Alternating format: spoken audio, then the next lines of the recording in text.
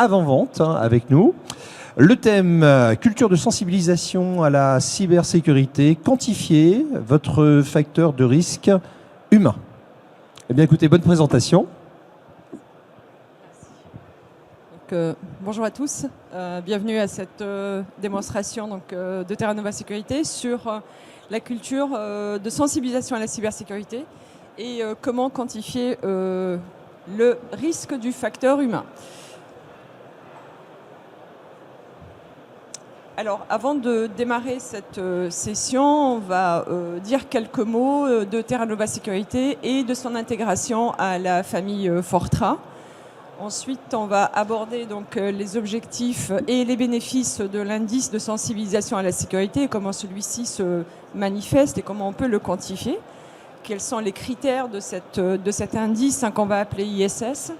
Et on va aller voir deux vues de cet indice, c'est-à-dire la vue pour l'administrateur et les responsables de sécurité, mais également la vue pour l'utilisateur et comment celui-ci peut être un facteur d'engagement pour celui-ci. Ensuite, je pense qu'à la fin, on aura une session de questions de 5 minutes. Donc, si vous avez des questions à la fin de la session, n'hésitez pas. Hein. Donc, comme je vous le disais, Terra Nova Sécurité a rejoint la famille Fortra en avril 2022. Et la famille Fortra, justement, c'est tout un écosystème de solutions, comme vous pouvez le voir, qui permettent d'avoir une solution complète de cybersécurité. Alors, Fortra, c'est plus de 40 ans d'existence et plus de 18 bureaux internationaux qui ont une très forte présence à l'international. Et concernant les solutions, donc on va retrouver donc, des solutions de protection des données et de l'infrastructure, avec tout un écosystème qui passe de la gestion des vulnérabilités à la sécurité offensive et surtout la sécurité donc, de la messagerie et de l'anti-phishing, où on va retrouver justement les solutions Terra Nova Sécurité pour créer justement cette suite avancée d'emails, comme vous pouvez le voir, pour la partie donc, prévention, avec justement des solutions type Fishlab, Agari, de la rémédiation, de la réponse, de la protection, mais également de la sensibilisation pour créer justement cette suite avancée d'emails. Alors concernant notre sujet, c'est-à-dire l'indice de sensibilisation à la sécurité, comment celui-ci va permettre d'aller au-delà des évaluations unidimensionnelles des risques.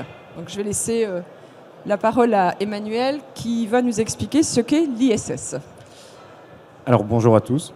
Donc l'ISS, c'est vraiment un outil qui va vous permettre d'avoir le niveau de sensibilisation de vos collaborateurs et il va se baser sur plusieurs éléments.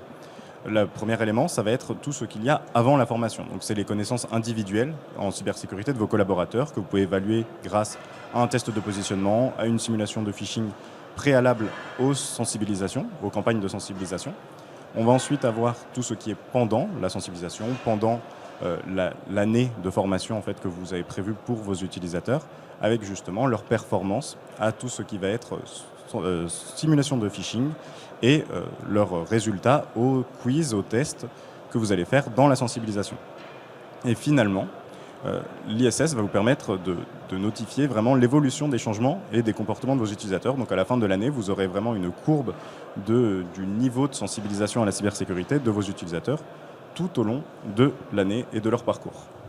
Oui, donc effectivement, celui-ci va permettre de voir la courbe du changement du comportement.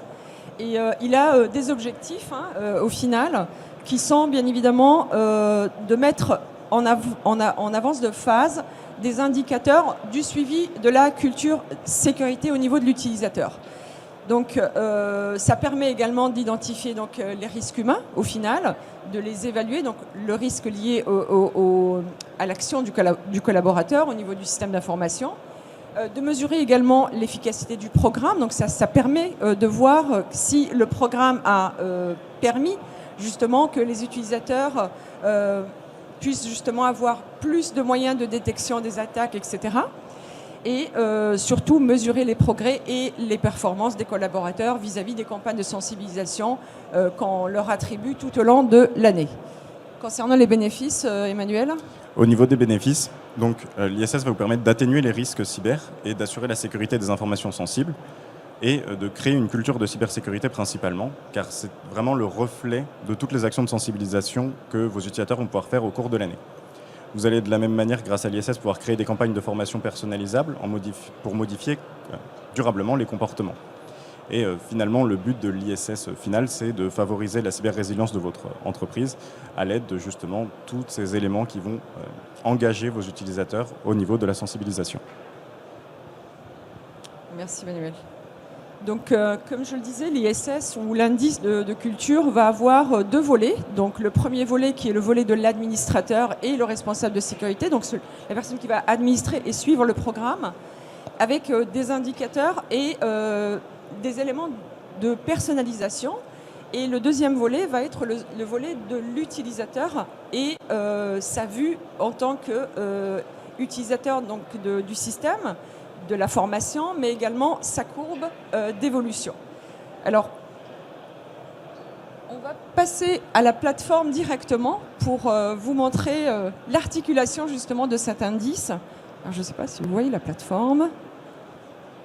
C'est parfait. Très bien. Alors, ici, au niveau de la plateforme, ce que vous voyez, c'est vraiment l'articulation ou la projection de cet indice-là. Alors, quand on parle d'évaluation ou de suivi unidimensionnel, c'est ce qui se passait avant, c'est-à-dire qu'on lançait des campagnes de sensibilisation ou de simulation ou des quiz de évaluation, positionnement de l'utilisateur. Mais par contre, on n'agrégeait pas les trois données pour avoir justement cette mesure qui va combiner l'ensemble des actions que prend l'utilisateur dans des campagnes de sensibilisation. Ce qui veut dire qu'on avait une mesure, mais vraiment sur une partie qui était une seule dimension. Alors l'indice, lui, va permettre au final d'agréger le tout, c'est-à-dire que toutes les actions que l'utilisateur va prendre, donc un cours, un contenu par exemple de rémédiation sur l'anti-phishing ou tout autre contenu qu'il va prendre. Ensuite, on va avoir la partie donc quiz, que ce soit par exemple un quiz de positionnement, un quiz de maturité, des questions qui sont des questions d'évaluation post-parcours de sensibilisation. Et le troisième élément sur lequel repose l'indice, c'est vraiment les simulations de phishing que vous faites. Donc tout ceci va avoir donc, des indices, des pondérations.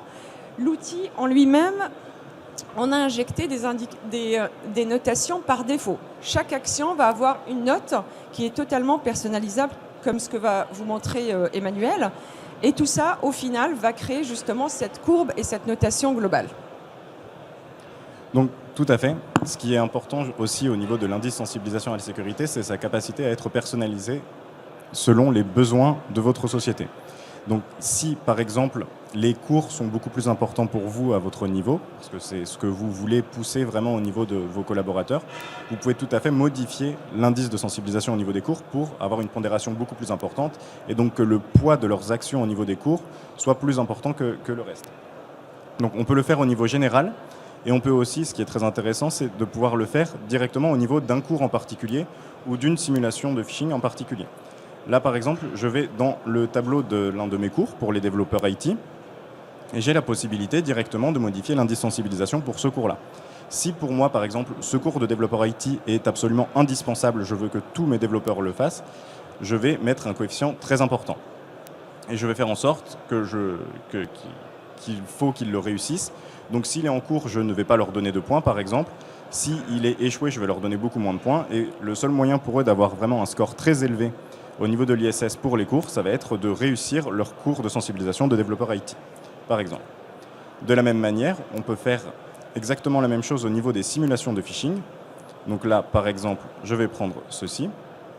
Et j'ai ici une simulation de phishing que je peux, encore une fois, tout à fait personnaliser. Si, par exemple, c'est ma première simulation de l'année, je veux que les résultats aient vraiment un impact très fort pour voir si je vais sensibiliser beaucoup plus mes populations sur les liens à cliquer, les pièces jointes à télécharger, par exemple.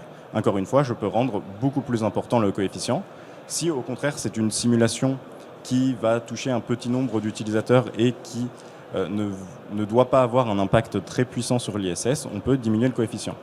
De la même manière, on peut toucher directement tous les critères. C'est-à-dire que si je veux qu'un utilisateur soit récompensé après avoir signalé le phishing, je peux tout à fait augmenter le coefficient à ce niveau-là, et de la même manière pour un signalement après échec. Voilà. Ce qui est important aussi de savoir à ce niveau-là, c'est qu'au niveau du simulateur, ce qu'on propose en tout cas, c'est des scénarios d'attaque. Donc on reproduit bien évidemment les scénarios les plus récents. Et ils sont classés par critères de complexité, de sévérité. Alors, par exemple, si on démarre la simulation ou la sensibilisation par l'évaluation avec un scénario de complexité basse, un scénario par la suite de complexité moyenne, et on finit par exemple par un scénario de complexité sévère, on pourra éventuellement attribuer ou mettre le curseur au niveau également des indicateurs de complexité pour que ceci ne soit pas impactant au niveau de l'évaluation finale. Donc, in fine, cet indice ou cette pondération va permettre aussi de jouer avec la sévérité des scénarios, leur complexité, etc.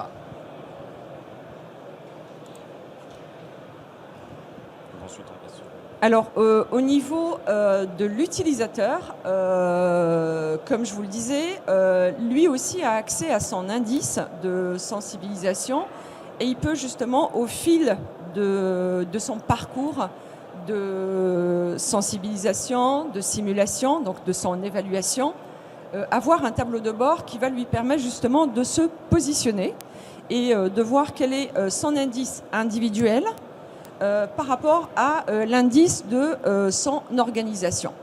Alors bien évidemment, au niveau de la partie administration, on peut tout configurer. Par exemple, si on n'a pas dans l'organisation l'envie ou la possibilité, ou même ce n'est pas dans la culture de l'entreprise de mettre un classement, comme vous pouvez le voir ici, on peut bien évidemment désactiver la fonctionnalité de classement. Mais bien évidemment, ce sont des éléments qui permettent d'avoir de la motivation au niveau de l'utilisateur, de se positionner par rapport à ses pairs et de voir quelle est justement sa progression au fil du temps que Emmanuel va vous présenter. Tout à fait. Donc, pour renforcer l'engagement de vos utilisateurs, il va pouvoir tout simplement, chaque collaborateur va avoir son tableau de bord personnalisé et dédié, et va surtout pouvoir voir un petit peu l'évolution de son niveau de sensibilisation au cours de l'année. Là, par exemple, sur ce profil, je vois que j'ai un ISS à 21, donc qui est bien plus bas que celui de ma société. Donc j'ai quelques actions encore à mettre en place pour le rattraper. Et surtout, ce qui est très intéressant, c'est que je peux voir mon évolution au cours de l'année. Donc là, par exemple, je vois que j'ai atteint les 20% parce que j'ai réalisé une campagne de sensibilisation, j'ai terminé un parcours de formation. Et ensuite, je vois qu'il a diminué, donc je sais que je me suis fait avoir à une simulation de phishing. Et je vais directement avoir sur mon tableau de bord l'impact direct des différentes actions que je vais réaliser sur la plateforme avec les différents modules de formation, les différentes simulations d'hameçonnage, que j'ai ensuite pu rattraper, notamment grâce à un autre parcours de formation, comme un parcours de remédiation au phishing, par exemple. Donc ce qui est intéressant aussi, c'est de voir quel est le positionnement global de l'entreprise, le positionnement individuel. Et là, vous voyez, par exemple, dans cet exemple-là, qui est un exemple fictif, bien sûr, c'est que l'ISS de l'entreprise se situe à 48, que l'individuel est à 21, mais que l'ISS recommandé par rapport aux notations par défaut qui sont injectées dans le système se situe entre 61 et 80. Ce qui permet justement d'avoir cette vue et cette culture cybersécurité dans le sens où on a pris justement des cours, on a fait moins d'échecs aux simulations d'hameçonnage et on a réussi bien évidemment les quiz. Donc tout ça permet justement de côté utilisateur mais aussi côté administrateur et responsable de sécurité d'avoir cette tendance et de voir cette courbe du changement du comportement au niveau des tableaux de bord que Emmanuel va vous montrer. Donc on repasse du côté administrateur justement. Et à ce niveau-là, on a plusieurs moyens d'analyser justement l'ISS par rapport à notre société. Donc là, par exemple, sur le tableau de bord général, on va avoir accès à des widgets. Donc le premier, assez simple, va vous indiquer l'ISS total de votre société, donc ce qui était déjà visible du côté utilisateur. Et ensuite, on va avoir des widgets un petit peu plus qui vont vous donner plus d'informations justement, comme par exemple celui-ci où on va avoir l'indice sensibilisation à la sécurité par filtre, ce qui va vraiment pouvoir vous montrer. Là, par exemple, c'est par ville, donc dans quelle ville mes collaborateurs sont les plus sensibilisés à la sécurité. Je peux de la même manière, dans les paramètres, changer, aller sur les pays, les départements, les types d'employés, ceux qui réussissent ou non les simulations de phishing, et avoir vraiment très en détail l'évolution de cet indice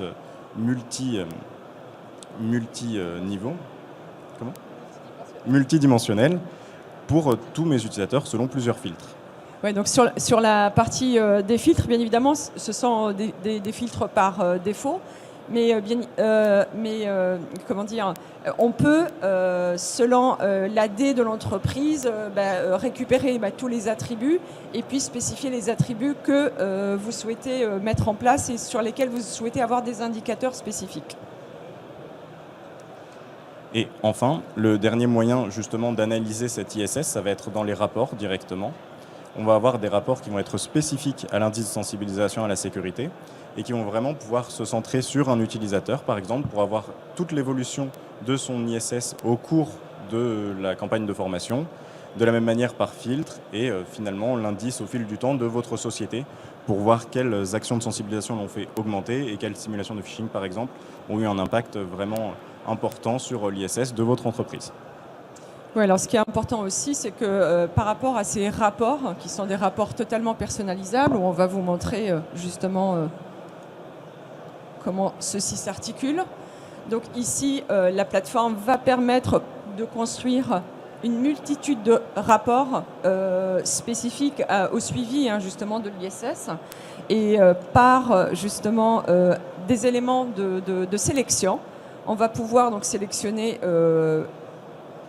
je sais pas, le pourcentage par exemple des simulations, les cours au niveau de l'ISS. Donc on va définir quels sont les éléments sur lesquels on veut avoir des reportings et des suivis au cours des campagnes de simulation, qu'elles soient annuelles ou multi-annuelles.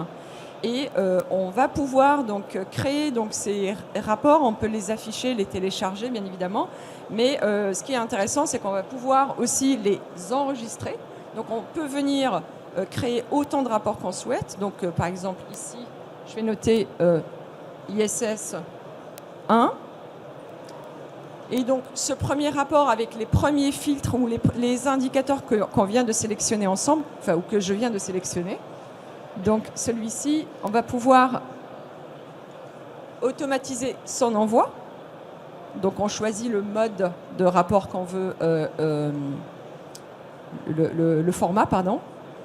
Et puis on va pouvoir ici, de manière donc soit instantanée, soit programmation plus tard ou périodique, dire au système finalement donc toutes les semaines ou tous les mois, par exemple à telle heure, en démarrant la campagne de sensibilisation, de simulation et d'évaluation, donc aujourd'hui jusqu'à par exemple la fin de l'année, et en définissant à qui va s'adresser ce rapport. Ce qui est intéressant en utilisant ce système de création de rapports automatisés, c'est que ceux-ci vont se rafraîchir avec les données donc, en mouvement des actions de l'administrateur quand il va lancer une simulation ou de l'utilisateur quand il va suivre un cours et quand il va être destinataire justement de cette simulation. Et donc, ces rapports-là vont être rafraîchis et vont pouvoir donc vous servir de base de calcul, mais également de suivi de la progression. Donc, voici pour la partie ISS. Alors, je ne sais pas si, Emmanuel, tu avais des éléments à rajouter sur l'ISS de manière globale. Non, au niveau de l'ISS, on a expliqué la totalité, je pense, là. Ben voilà, Emmanuel. Merci. Donc... Alors, on a été beaucoup plus rapide que prévu sur la présentation de l'ISS. Alors, ce qu'on va vous proposer, bien évidemment, c'est de nous rejoindre sur notre stand et je vais laisser la parole pour les questions. On a été très, très rapide. Ah, effectivement, je vous attendais sur un quart d'heure supplémentaire, mais tout va bien, vous avez été concis, efficace, tout va bien, concret. Mesdames, Messieurs, si vous avez des questions, c'est le moment, on va en profiter de ce temps qui nous est imparti pour peut-être préciser des choses que vous voulez détailler, juste là-bas. Vous avez un micro, c'est bon? Oui, ok. Oui, bonjour. En fait, j'aurais voulu, par rapport à votre produit, où là, vous n'avez pas abordé le sujet, en fait, de pouvoir faire des scénarios, mais finalement automatiques, qui se répètent de manière aléatoire pour les utilisateurs, de manière à ce qu'ils ne s'habituent pas finalement à avoir périodiquement, toujours au même moment, avec le même type de scénario. Est-ce que vous avez ce genre d'outil qui va avec? Oui, la plateforme, c'est vraiment le sens de son action, c'est de pouvoir automatiser et de mettre des scénarios sur un modèle aléatoire pour justement,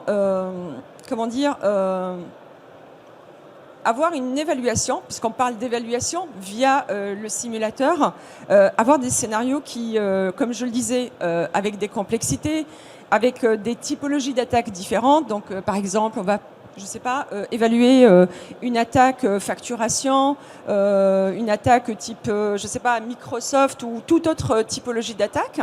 Et l'intérêt aussi, c'est de pouvoir les mettre sur un modèle automatique pour que l'administrateur puisse avoir un confort d'utilisation et que l'outil puisse justement permettre d'avoir des éléments de rémédiation par la suite. Et c'est ça qui est intéressant, puisque au final, la simulation, on évalue le taux de clic dans une première intention, mais son objectif au final, c'est que les utilisateurs sachent qu'ils sont évalués et surtout qu'ils aient de la rémédiation immédiate en disant très bien, ce scénario-là, je suis tombé dans le piège, mais quelle est la suite? Quels sont les éléments de détection qui sont offerts à moi?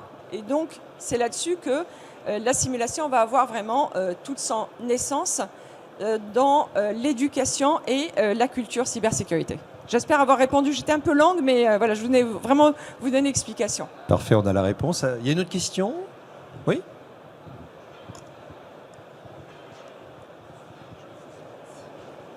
Bonjour, ma question c'est de savoir sur la partie formation, est-ce qu'il peut être raccordé à un LMS d'entreprise pour pouvoir suivre les collaborateurs de manière plus centralisée? Et deuxième question aussi sur la partie formation, est-ce que ça peut lancer des relances automatiques pour les collabs qui n'ont pas fait les formations par exemple? Oui, alors